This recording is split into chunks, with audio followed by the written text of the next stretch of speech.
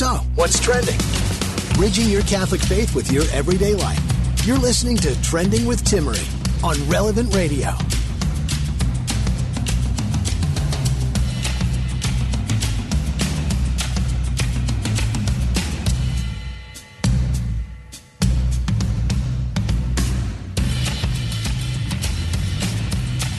Okay, I did this for you. I watched the movie Cuties. I just watched it because we need to talk about what's happening. And I have a unique perspective. You know, often we hear about these different topics, movies, TV shows, and we see this massive response from the media. We see a response from conservatives, liberals, you name it. All these people are commenting. And I read an article that finally made me say, you know what, we need to just watch this. I want to have a perspective on this to really understand what the filmmakers were trying to do. So listen up, lean in, because this is going to tell you about the film today. I'll tell you about the film, what the writer and director was trying to do, why what she did was actually problematic, and what lessons we can learn from this film. Because there's a lot to be discussed with regard to femininity, the culture, the tremendous sexualization of young children that young girls are facing. This is actually why the writer and director created this film. And so I want you to understand this is the perspective and outlook we need to have. Did she do it right? I don't think so. However, we have to talk about what's in the film and why it was done. You're listening to Trending with Timmery. We're going to be talking about character development. We'll also discuss the recent defunding yet again of Planned Parenthood. We'll see how this sticks, but there's some important questions that people are asking. Well, what happens when you defund Planned Parenthood? What happens with those quote-unquote good services they're offering to women? We'll also talk about the Feast of Our Lady of Sorrows, along with more on what it means to return to the Eucharist after a long hiatus many of us experienced because of COVID. So lean in, buckle up. Again, I mentioned at the beginning of the show, I watched the film Cuties. And I'm going to break it down for us. We'll spend a little more time than usual on this movie. So here's the deal. If you haven't followed this, Cuties, about almost a month ago now, hit backlash in the media. Well, really Netflix did, because they started putting up movie posters and commercials that showed 11-year-olds twerking and dancing provocatively, and even the photos themselves were extremely provocative for 11-year-old children, yet alone any woman, to be honest. But kudos to the culture for finally saying, hey, this is problematic when it's young kids. We don't say it enough when it's adults, but at least we were willing to say it about children. In the meantime, you may have seen the hashtag cancel Netflix. Many people are canceling Netflix, leaving, and Netflix has even seen this impact their stock over the last week. Now, Netflix a couple weeks ago came out apologizing for their imaging that they put out in promotion of the film that came out September 8th. And they changed it, but the film was much anticipated still to see what it actually would contain. Now, you should know this film has received some pretty high-level awards, and the goal of the film, although I think all of us would agree with, there's problems about how it was done. So listen to this. This is the Today Show that covers some of the public's response, even in mainstream media, with regard to Cuties. This morning, Netflix is under growing fire after its release of the award-winning French film, Cuties. The movie, which debuted at the Sundance Film Festival in January, follows 11-year-old Ami, who lives in Paris and rebels against her religious family to join a group of dancers. I can dance.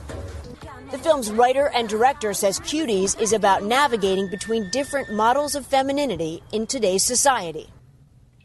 And that is true. That last statement, this does have to do about femininity and the pressure young girls are facing. But not just girls, even the story of Amy's mother and what she watches her own mother go through. So this has to do with pressure on young girls, the fact that many children, especially girls, are experiencing extreme pressure to take on responsibilities that are adult responsibilities. And that's causing young children not only to act like adults at home, but to also want to be treated like adults when they're using social media, when they're at school. You see, there's too much pressure on kids to deal with adult problems. And it's a reminder that we have to take back the innocence and the playtime that children have the right to, while still forming their character and teaching them responsibility. So as I watched the film Cuties, it was clear that there is also this pressure, as we know, in terms of how young girls act, how they dress, how they carry their own bodies, the way they stand, who they talk to, who they don't talk to for that matter. Not only that, as these young girls are navigating all of the pressures of social media, they also have the adult problems of their parents. For example, Amy in the film Cuties is struggling with the fact that she's overhearing the conversation where her mother is anticipating the return, or should I say Amy's anticipating the return of her father, but she learns that her mother is sharing with other people that her own father has taken a second wife. And she watches her own mother's emotional roller coaster as this transpires. Amy is just a little girl and she's hungry for freedom and an escape from the pressure of caring for the emotional burden of her parents. And she also takes care of her siblings, who she loves. You see, her rebellion is more so a search for meaning, a search to find something attractive, something that's all her own, something that makes her feel good. And so she ends up taking up with a twerking dance crew, the Cuties. They're attractive in the provocative sense. They dress nice, sure, in the provocative sense, but these are the people who are standing out to her and who are getting the attention, affirmation that she so desperately wants as a little girl. Take note, all of this is true. This is the story of so many young girls in our culture. And so as I look at this, the movie, no spoiler alert here, but it is a spoiler alert because I'm assuming you're not going to watch it. This is how the movie ends. The girl's in her final dance performance, essentially, with a twerking group. It's extremely provocative as they're learning how to dance, and I'll get into that later. It's extremely provocative, the dance they're doing, and on stage, she freezes. She outright freezes on stage in the middle of the dance, and she goes running home in her provocative costume to that day, and the day is the day that her father will marry his second wife while also keeping his first wife. And here this little girl, Amy, is. She comes running in the door, and the aunt's berating her, calling her a little slut for the outfit she's wearing, and telling her to get dressed for the wedding, for her new quote-unquote mom, I guess you could say. And what ends up happening is her own mother, who's getting ready to go to this wedding, who has dealt with the emotional roller coaster, saying, I'm going, but you don't have to go to this wedding, gives her the option and leaves. And so there before her are two dresses, or two outfits. One outfit is the outfit of this dance that she just participated in, that led her to tears, finding that this provocative dance didn't give her the answers and the joy and the hope she was looking for, or even the attention. But also she ends up looking at this dress that she's supposed to wear to the second marriage of her father, and she chooses neither one. She ends up putting on her regular clothes that are quite innocent, and she runs outside and starts playing jump rope on the streets.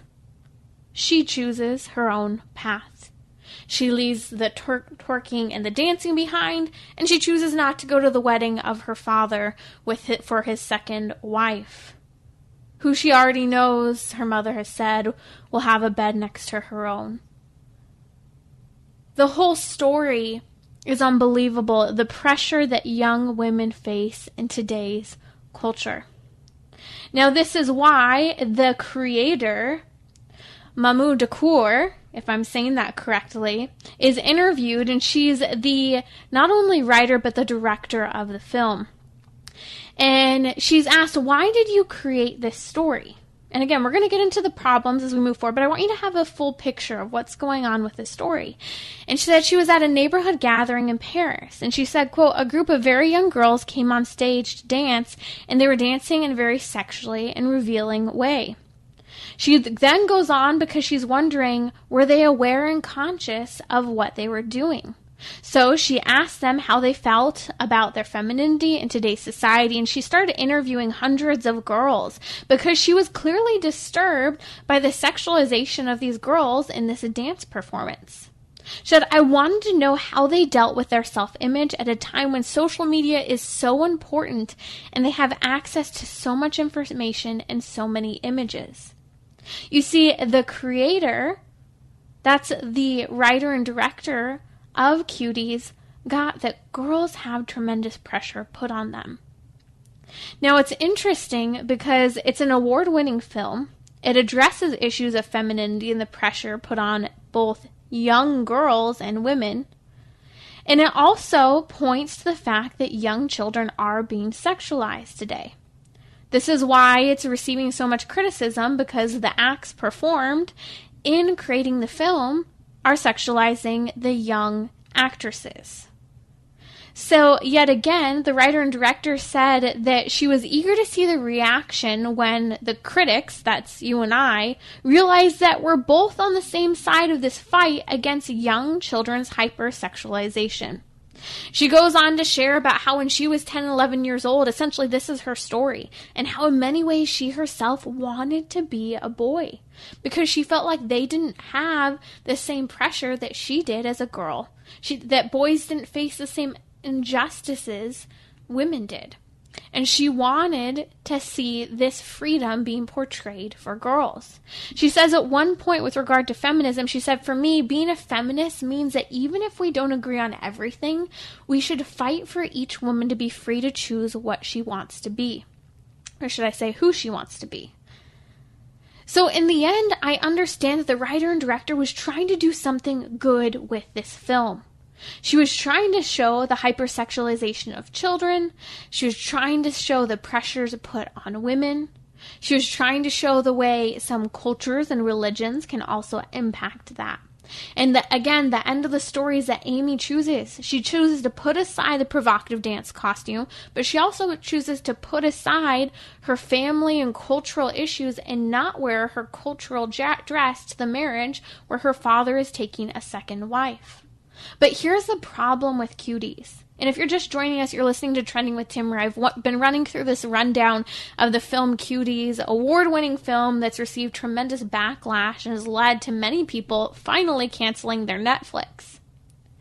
But I see this as a similar problem to that show that came out a few years ago on Netflix called 13 Reasons Why, along with others.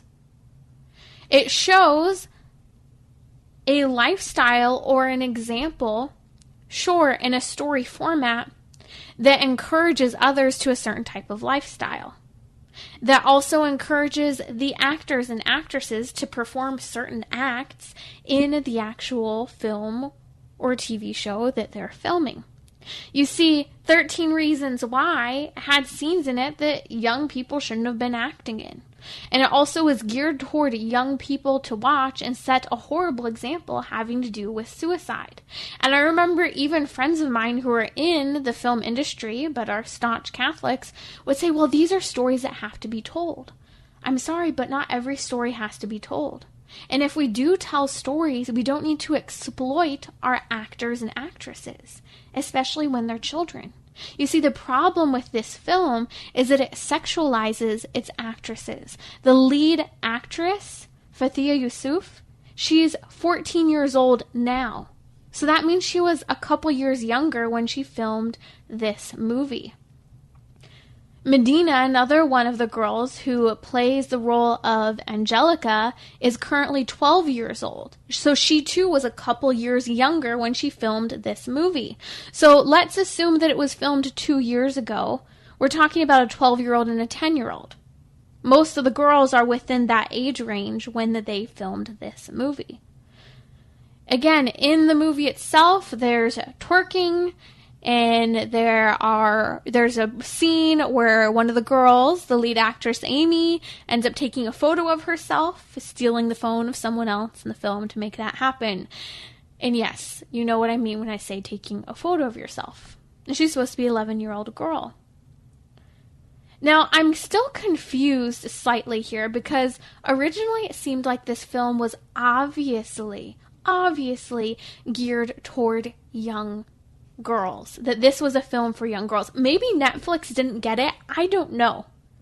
But we could also argue that Netflix has had the rating of TVMA for mature audiences. So it's unsuitable for children under the age of 17. Problem is that, sure, some parents put filtration on their Netflix accounts. A few parents, I will say a few, the vast majority. But young kids, young girls, were really the target audience for posters that I saw. I looked at this film, and it wasn't a film for me. It was a film for someone younger than me. Even in the verbiage that they originally put in the description for the film. And so, sure, it might have that mature audience rating, but again, it wasn't who it was originally targeted to, at least on Netflix. So here's the thing. What lessons can we learn from this film? And why was this controversy justified, even if the writer and director was trying to show the sexual exploitation of young girls and the pressure young women face? Well, the problem is that the young girls were performing acts as young children actresses that were harmful for them to be participating in. I grew up in the dancing world. Part of my story is at the very end of dancing in high school. I really disliked what was changing in the dancing world, the increased pressure of sexualization. And it's not just in dance, it's in social media, it's in all of the arts, it's everywhere. But I do remember dancing in high school that we would make jokes about inappropriate dancing and twerking. And because we were trained dancers, we could jokingly make fun of those types of moves as a joke. And we would refer to ourselves as kind of being those slutty individuals. But you see, that was changing toward the end of high school. And it was very disturbing for me because you're a performer. You learn dancing. You learn confidence. You learn to love to entertain people. All of those things are great. That confidence, that affirmation received in doing well, that affirmation received even in performing for others if you're performing in the right way. The attention, it is actually and can be a great thing. But the creators didn't navigate this correctly. Instead of creating a piece discussing femininity, they exploited young female actresses. And it's interesting because I do have to say I'm disappointed in the writer and director when she claims that, you're also seeing just small portions of dance routines. It's not like these girls were dancing like that all the time. That's not true. I'm a dancer. And if I were to perform those dances in that movie, I would have rehearsed those dances hundreds upon hundreds upon hundreds of times in order to perform them on camera. That's what those girls did to perform them as they did. And when you film a scene for a movie, you don't just film a scene once, you film it multiple times. So we're talking about the creation of the actual dance, the practicing of the actual dance, how to do it, the perfecting of it, and then the filming of it that takes take after take after take, exploiting these young girls. This movie didn't navigate different types of femininity. It told the story, the personal story, intertwined into Cuties of the writer and director. And so it's justifiable when we're hearing that there's actually a calling for the Justice Department to get involved. Listen to this from the Today Show. The movie has also sparked bipartisan backlash from lawmakers, including Democratic Congresswoman Tulsi Gabbard and Republican Senator Ted Cruz. Cruz wants the Justice Department to launch a formal investigation into whether Netflix or the individuals involved in the filming and production of Cuties violated any federal laws against the production and distribution of child pornography. Did you hear that last statement? This is actually something legitimate that we need to be asking. And it is something legitimate to really challenge ourselves, challenge myself. What do I watch that is leading to an industry or an exploitation of individual people? Because this is the question. Bipartisan criticism of this film across the board, where the Justice Department is literally being called upon to research whether or not Netflix or the creators of Cuties are responsible for creating and distributing pornographic content. Where do you draw the line if something's pornography or not for a child? How much clothing she's wearing? What type of postures and positions she's in? Because this film does show very serious concern. And it's interesting because I've been asking on social media what your thoughts are as you've seen what's come out about Cuties. You didn't have to watch the movie to have an opinion. It was pretty clear some of the things that occur during the film were not okay. But here's one thing that really stood out to me that someone sent to me on Instagram last night. He said, it's hard to give up Netflix because they have a bunch of binge-worthy content. And I sat there looking at that statement because this person's going on and on about how bad the film Cuties is and how bad some of the other shows are on Netflix. And we can all be there and be in that boat. But at what point do we say, okay, it stops with me? It stops with me. When do we say enough is enough? I think this is one of the greatest challenges in our modern culture. Yes, we are called to be in the world, but not of the world.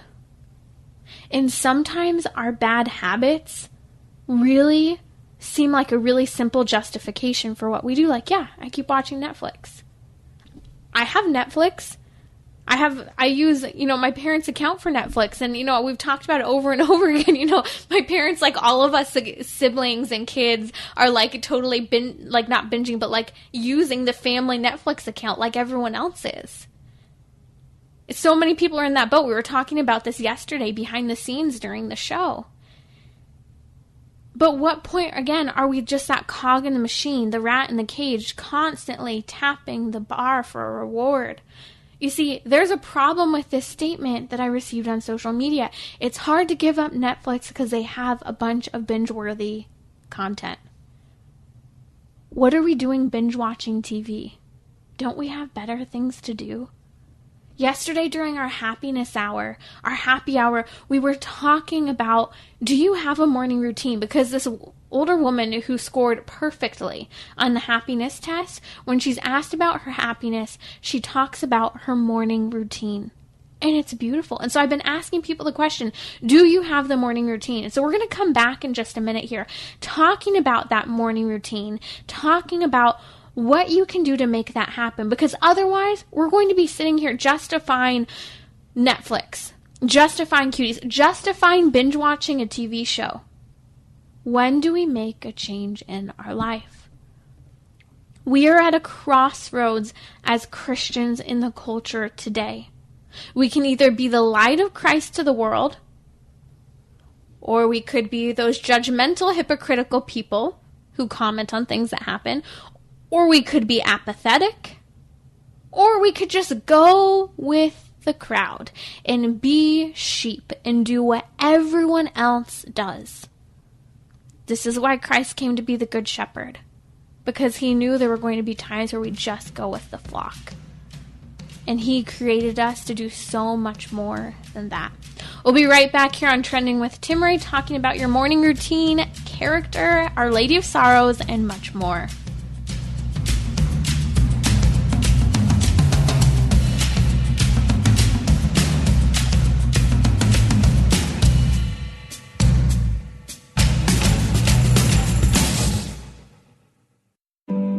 Day 8, Mother of Hope, Pray for Us. This is the second brand new title of Our Lady in the Litany and was just added by papal decree on June 20th of 2020. Like the new title, Mother of Mercy, this new title is also ancient and found in the first words of the Hail, Holy Queen when we refer to Our Lady as our life, our sweetness, and our hope. How do you react when you see a little statue of Our Lady in front of someone's house? Or a statue of Our Lady of the Highways near an expressway, or an image of Our Lady of Guadalupe on a billboard? I rejoice. Every image of the Blessed Mother brings hope because it tells us that Jesus is near. And what does a quarterback do when his team is losing? He fades back sends the receivers long, and then throws a Hail Mary pass and puts his hope in God. Mother of Hope, pray for the church and our nation. Receive these free daily messages by signing up at relevantradio.com/novena. Catholic professionals find purpose and take your career to the next level by experiencing Tepayak Leadership Initiative. TLI is a 5-month experience, which you can access from anywhere in the U.S. Visit tliprogram.org to learn more. Turn your Catholic faith into the driving force in your career through professional development and spiritual growth. Go to tliprogram.org now. Be part of the next generation of Tepayak leaders. tliprogram.org. We're talking about what you're thinking about. You're listening to Trending with Timmery on Relevant Radio and the Relevant Radio app.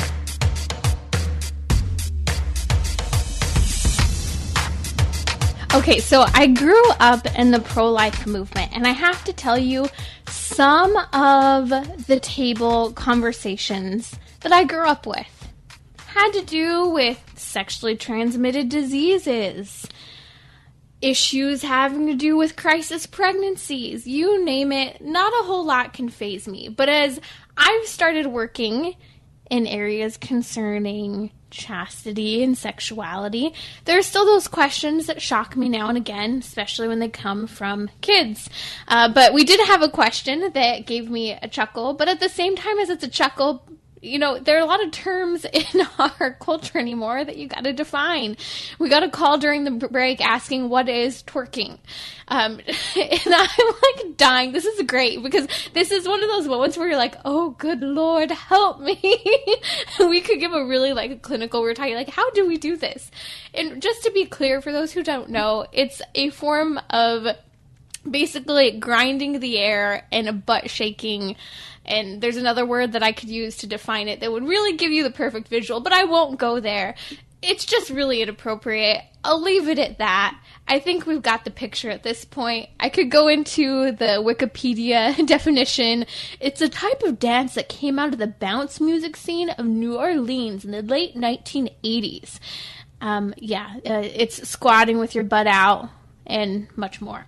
Anyways, we'll move on. I'm dying here because, again, sometimes I just get those questions that you're put on the spot and you've got to answer. And, you know, growing up in the pro-life movement, there have just been conversations that you're like, oh, yeah, totally normal to talk about chlamydia at the dinner table. And these are just normal conversations in the work that we do.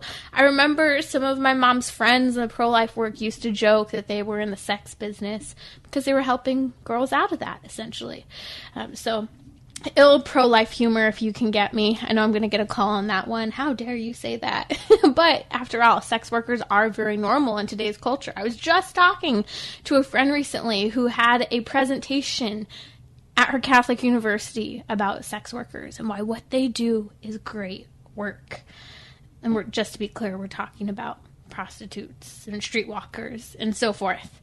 This is just the culture we live in and the pressure that young women face. And this is why we've been talking about the film Cuties, and we've been talking about how we're responsible for what we watch. If you have a question or something you'd like to share about today's show, you can comment on my Instagram story at Timmery. That's Timmerie. I've asked over the last 24 hours, do you have a morning routine?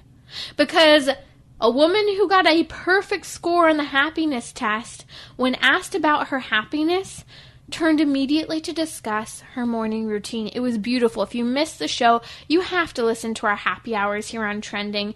Go ahead and find that podcast on your favorite podcasting app. You can find it on the Relevant Radio app. Just head over to relevantradio.com/trending where you can pull up that episode from yesterday. Share it with a friend, pause, play, rewind, you name it. You can enjoy it. So here's the results. On Twitter, we had about 80% of voters said they did have a morning routine. So about 1 out of 5, right? But on Instagram, which is a little younger of an audience than Twitter, we had about 65% said they had a morning routine. So we're seeing, you know, this bounce between 4 out of 5, 3/4 or so who have a morning routine. Clearly, As the time goes on, you probably develop something, but many people go through life and just don't really think about it. They just kind of go through the flow of their day, and whatever happens that day determines how that day will function, which is fine, but what starts out your day? I can tell you one of the things that our Catholic tradition holds so dearly is making that morning offering. That prayer first thing in the morning. This is something that we saw so clearly from the woman who ranked that perfect score of happiness. Do we pray in the morning? And I'm not just saying, oh yeah, I pray every Catholic prayer I know. A Hail Mary, and Our Father, a Glory Be. I pray to my guardian angel. Maybe I throw in a couple other prayers I've memorized, maybe a memoire, and then I go on with my day. Okay, and we got the check mark, right? And we move along. Or maybe you just do a really quick Father, Son, Holy Spirit, and you rush into the car. You rush and pray while you're in the car. I don't care where you pray, but I do think it's important we dedicate the time to pray. And we're doing it intentionally. Because that's an opportunity to put everything into context. It will change our outlook that we have on life. An outlook for joy, honesty with ourselves, dependence upon God, trust in His providence. We put into context our sorrows and our grief. We lay it all before the Lord if we truly do make that morning offering. And that can include the Psalms. That can include meditation. That can include the Mass readings. It should include some form of silence. Praise, thanksgiving, adoration. We have so many incredible guidelines for how to pray. And we could go through those quick and simple steps for how to increase your prayer life, which we do here on Trending pretty often. But first, it all starts with, are you making time in your morning routine that it actually is a routine? I can tell you for me, I've got to get up, do the simple things of the morning just to kind of get your body moving. You know, someone once said, do you really think that the very first thing Joseph and Mary always did when they got up was just kneel down and pray? Sure, they might have knelt down briefly, but you have things to do. Maybe you need to get your cup of coffee. Maybe you need to use the restroom. Like the simple things of being human. But do you have that routine where you go, okay, the first thing I really do of my day is I make that morning offering? And then we start playing all those other things that are so important. Do I know what's on my schedule today? Have I spent time with loved ones today? Have I made that a priority, or do I just start working and just comb right over those other people that are in my house? It's really important. I have to tell you, one of the hardest things for me when I got married, before I got married, I'd go to 6:30 a.m. Mass. I'd be back by 7:30 a.m. and I would sit down at my desk at 7:30 in the morning and start working. Well, I get married and my husband doesn't have to leave for work until after 9 o'clock. And I lose a whole hour and a half every single day of work time. I did not know what to do with myself. I didn't know how to look at him. I did not know what to do. I had less time to work and I wanted to be so mad at him because I was so frustrated. I had less time and more to do, and it just wasn't fun. And it was where I went, okay, I have to change my morning routine. And I also realized, while parts of my morning routine were really good for me, parts of my morning routine also were contributing to some workaholism as well. And I didn't realize that until I had someone else living in my space to be a reminder for me. It was a great lesson. Marriage really does change you. It should. For the better. And so that morning offering is so important.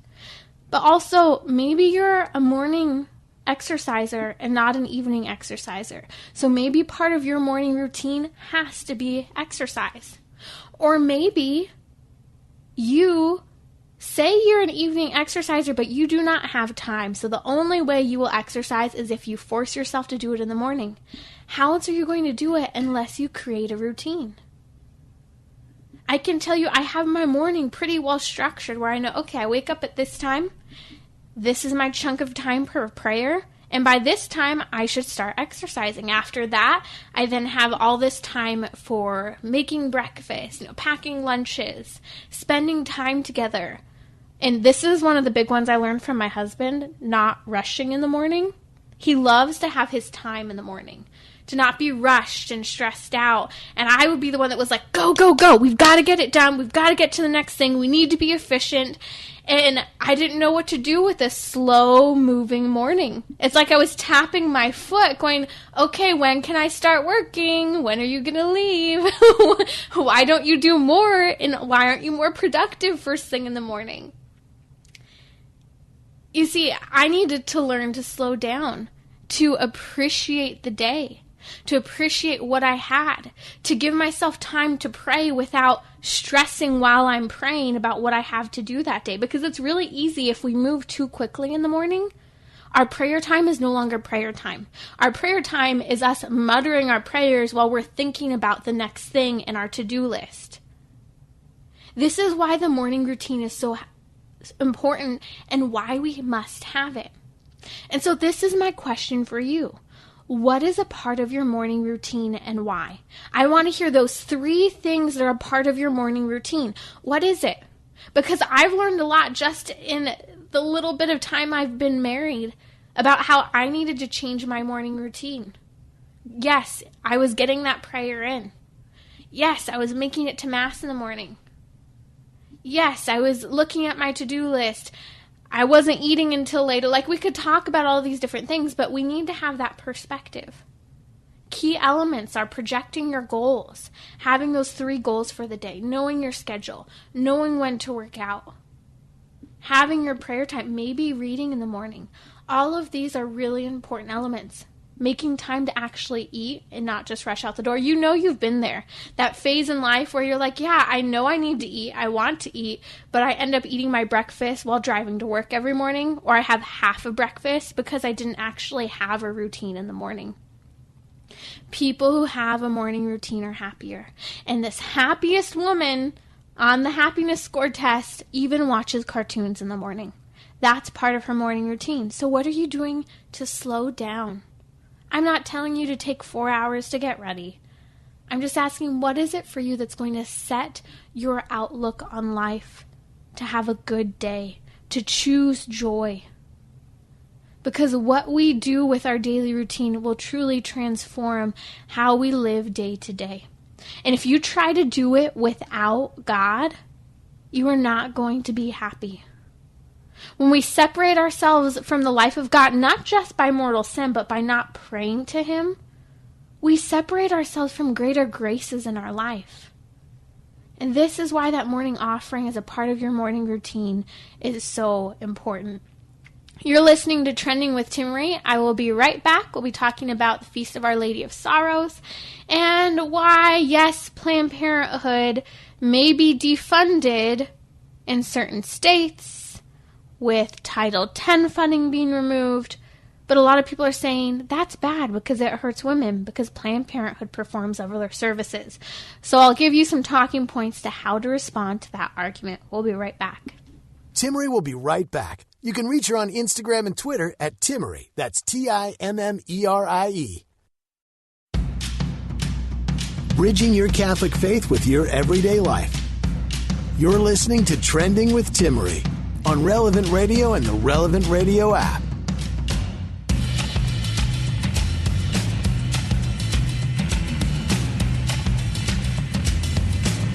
It's the feast day of Our Lady of Sorrows, and I want to walk through the 7 sorrows of Mary and what they are, why they're so beneficial. We'll get to that in just a moment. But before we do so, I wanted to touch on Planned Parenthood. So we see these waves of Planned Parenthood being defunded, money being pulled. We've seen Title X funding being pulled out from underneath Planned Parenthood. Individual states continue to fund Planned Parenthood, but the funding has decreased in some programs while it's increased in others. But here's the kind of debate that ends up happening. People who are either pro-abortion or in that kind of middle ground camp who say, I personally wouldn't have an abortion, but I'm okay with others having the ability to, end up being stuck with these questions. Such as, what about the millions of women who receive rape counseling referrals from Planned Parenthood, cancer screenings, STD testing and treatment, prenatal services, and inexpensive birth control and contraceptives? I'm happy to touch each and every single one of these very quickly and easily. Notice Planned Parenthood provides rape counseling referrals. They do not provide rape counseling.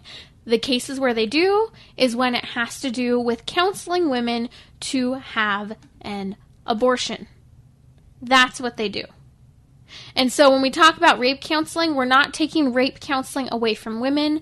There are resources for women available and for free, but it doesn't have to be Planned Parenthood. So women are not losing a resource of rape counseling when Planned Parenthood is defunded or decreases its funding. Second, people say, well, what about hurting women because it decreases cancer screening? Most Planned Parenthoods do not do any cancer screenings. In fact, they won't even refer you for where to go to cancer screenings. I can tell you that even here in the state of California, we had this debate, well, Planned Parenthood performs mammograms, among other things. There was only one clinic in the whole state of California that performed mammograms, last I knew, and they only performed them for a couple hours, once a week, or a couple of times throughout the month, and I've been to that Planned Parenthood. And they really only offer that service for a few hours so that they can claim that they perform mammograms and cancer screenings. Yet again, I just want to emphasize that Planned Parenthood is not the only women's health clinic that offers free services for women surrounding cancer screening. Might I also note that Planned Parenthood is not the only place that provides STD testing and treatment.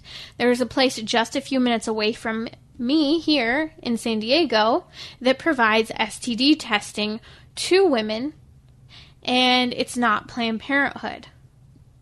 And they have subsidized services. Not only that, Planned Parenthood does not do much prenatal care.